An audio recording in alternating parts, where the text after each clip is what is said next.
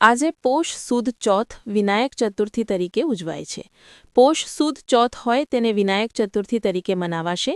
વિક્રમ સંવત 2082ની આ પાંચમી ચોથ હોવાથી તેનો ધાર્મિક અને જ્યોતિષીય દ્રષ્ટિએ વિશેષ મહિમા માનવામાં આવે છે।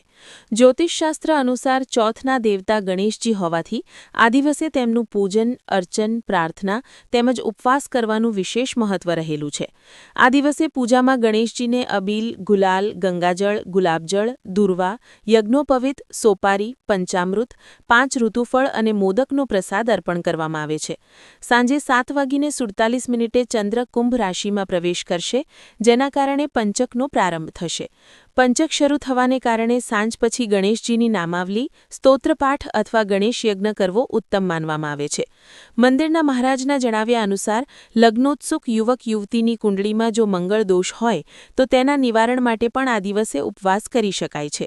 મંગળ ગ્રહ સાહસ, હિંમત, ઉર્જા, મકાન મિલકત અને ભાઈ ભાંડુનો કારક માનવામાં આવે છે। સાથે આજે વિનાયક નિમિત્તે માંજલપુરના ધારાસભ્ય પટેલે પણ ગણપતિ દાદાના દર્શન કર્યા હતા। આજે તારીખ 24/12/2025 બુધવારે આજે વિનાયક ચોથ છે। એ અંગારક યોગ કહેવાય છે।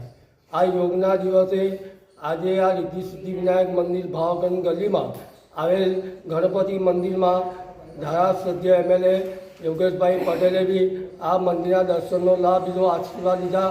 તેમજ આ ચંદ્રનો સમય રાતના 9 ને 12નો છે, તેથી દરેક ભક્તજનોએ આ વિનાયક ચોથનો દર્શનનો લાભ લેવો।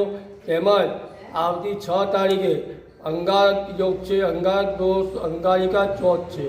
આ દિવસે પણ આ વર્ષમાં પહેલી ચોથ આવે છે, તેથી આ ચોથના બી દરેક ભક્તોને મહાઆરતીનો લાભ લઈ અને દર્શનનો અચૂક લાભ લેવો। શ્રી રિદ્ધિ સિદ્ધિ વિનાયક મંદિર, ભાવકરણ ગલી, રાવપુરા, વડોદરા। જય ગણેશ। શૈલેષ મહારાજ પૂજારી। જય ગણેશ।